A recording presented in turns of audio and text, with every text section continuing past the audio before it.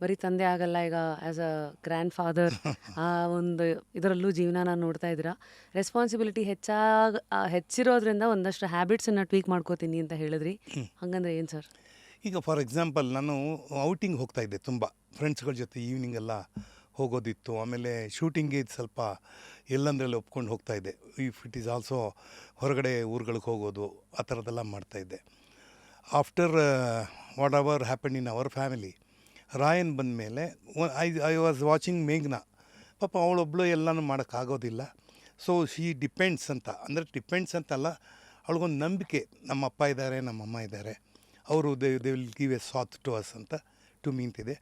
ಅದನ್ನು ನೋಡಿದಾಗ ಈಗ ನನಗೆ 73, ರಾಯನ್ಗೆ 3.25 ವರ್ಷ. ಅಯ್ಯೋ, ಸಿ ಅಂತರ ಎಲ್ಲಿದೆ ನೋಡಿ, ಎಲ್ಲಿ 70, ಎಲ್ಲಿ 3.25. ಸೊ ಅವಾಗೇನು ಅನಿಸುತ್ತೆ, ಒಂದೊಂದು 5-6 ವರ್ಷ ಆಗಬೇಕು, ಅವನೊಂದು 10 ವರ್ಷ ಆದಾಗ ಅವ್ನು ಗೆಟೆ ನಿಂತ್ಕೋತಾನೆ. ಅವನಿಗೆ ಬೇಕಾಗತ್ತೆ, ಅವನಿಗೆ ತಾನಾಗೇ ಹೋಗ್ತಾನೆ ಬರ್ತಾನೆ, ಅಂಗಡಿ ಕಳಿಸ್ಬೋದು, ಇದೆಲ್ಲ ಇರುತ್ತಲ್ಲ. ಸೊ ನಾನು ಸ್ವಲ್ಪ ಹೊರಗಡೆ ಆ್ಯಕ್ಟಿವಿಟೀಸನ್ನು ಕಮ್ಮಿ ಮಾಡಿ ಅವನ ಕಡೆ ಗಮನ ಕೊಡೋದಕ್ಕೆ ಪ್ರಯತ್ನ ಪಡ್ತೀನಿ. ಸೊ ದಟ್ ಈ ಹೊರೆ ಅಂತ ಒಂದು ಇರುತ್ತೆ, ನನಗೆ ಭಾರ ಆಗ್ತಾ ಇದೆ ಅಂತ ಮೇಘನ ಫೀಲ್ ಮಾಡಬಾರ್ದು. ಅಪ್ಪ ನೀನು ಊಟ ಮಾಡಿಸೋಂತಾಳೆ, ಒಂದೊಂದ್ಸಲಿ ಮಾಡಿಸ್ತೀನಮ್ಮ ಅಂತೀನಿ. ಅಪ್ಪ ಇವಾಗ ಸ್ಕೂಲ್ಗೆ ಹೋಗ್ಬಿಟ್ಬಿಟ್ಟು ಬರ್ತೀಯಾ ಹಂಗಂತಾಳೆ. ಟ್ರೈ ಮಾಡ್ತೀನಿ ಮತ್ತೆ, ಯಾಕಂದರೆ ಅದು ತುಂಬ ಜವಾಬ್ದಾರಿ ಕೆಲಸ. ಮನೆಯಲ್ಲಿ ಇದ್ದರೆ ಪರವಾಗಿಲ್ಲ, ಹೊರಗಡೆ ಹೋದರೆ ಆ ಮಗುನ ಹೇಗೆ ಹ್ಯಾಂಡ್ಲ್ ಮಾಡ್ತೀವಿ ಅಂತ. ಓಡೋಗ್ಬಿಡ್ತಾನೆ, ಅವನಿಗೆ ಸ್ಪೀಡ್ಗೆ ನಾವು ಓಡೋಕ್ಕಾಗಲ್ಲ.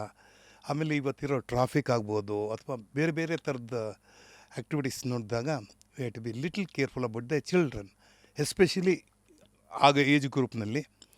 ಆ್ಯಂಡ್ ಮೋರ್ ದೆನ್ ದಟ್ ನನ್ನ ಮೊಮ್ಮಗನೇ ಆಗಿರೋದ್ರಿಂದ ಸ್ವಲ್ಪ I will be always conscious ಆಗಿರ್ತೀನಿ.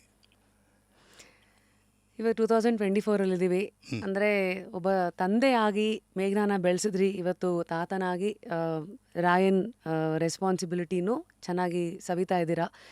ಈ ಕಾಲದ ಮಧ್ಯ ಆ ಒಂದಷ್ಟು ಆಟಗಳು, ಕೆಲವುದು ನಮ್ಮ ಲೆಕ್ಕಾಚಾರಕ್ಕೆ, ನಮ್ಮ ಅಳತೆಗೆ, ನಮ್ಮ ಊಹೆಗೂ ಮೀರಿದಂಥ ಒಂದಷ್ಟು ಘಟನೆಗಳು ನಡೆದಾಗ ಇದನ್ನೆಲ್ಲ ನಿಭಾಯಿಸ್ಕೊಂಡು ಇವತ್ತೇನು ನಿಂತಿದ್ದೀರಿ? ಯಾವ ಪಾಠಗಳನ್ನು ಇವತ್ತು ಮೆಲುಕು ಹಾಕ್ತೀರಿ? ಯಾವುದಿನ್ನೂ ನಿಮ್ಮ ಲೆಕ್ಕಾಚಾರಕ್ಕೆ ಸಿಕ್ಕಿಲ್ಲ? ಒಂದು ಏನಂತಾರೆ ಅಂದರೆ, ಮೇಘನಾ ಚಿಕ್ಕವಳಾಗಿದ್ಲು, ನನಗೆ ಒಂದು 6th ಸೆನ್ಸ್ ಜಾಸ್ತಿ ಇತ್ತು. ಅಂದರೆ ಇವಾಗ ಕಮ್ಮಿ ಇದೆ ಅಂತಲ್ಲ, ಇದು ಮಾಡಬೇಡ ಅಂತ ಹೇಳಿದಾಗ ಇದು ಆಗತ್ತೆ ಅಂತ ಗೊತ್ತಾಗತ್ತೆ ನನಗೆ. ಬಹುಶಃ ಅವಳು ಇದೇ ಸೇಮ್ 3.5-4 ವರ್ಷ ಆಗಿದ್ದಾಗ ಪಕ್ಕದ ಮನೆಯಲ್ಲಿ ಇದು ನೇಯ್ಗೆ ಕೆಲಸ ಮಾಡ್ತಾರಲ್ಲ, ವೀವರ್ಸ್, ಪಟ್ಕ ಪಟ್ಕ ಪಟ್ಕ ಆ ಕಡೆಗೆ ಈ ಕಡೆಗೆ ಹೋಗುತ್ತೆ.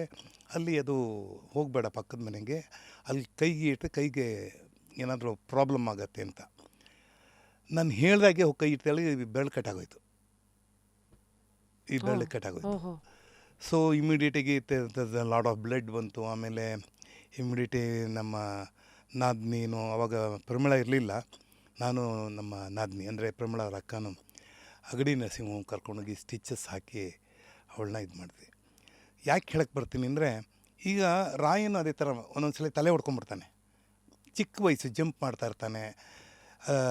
ಆವಾಗ ನಾನು ಮೇಘನಾಗ ನಾನು ಹೇಳ್ಬೋದು, ಬಟ್ ರಾಯನ್ಗೆ ಹೇಳಬೇಕಾದ್ರೆ ದಿರ್ ಈಸ್ ಮೇಘನಾ ಫಸ್ಟ್ ಫಿಲ್ಟರ್ ಅಂತ. ಅದು ಅವಳಿಗೆ ಹಕ್ಕು ಜಾಸ್ತಿ ಇದೆ.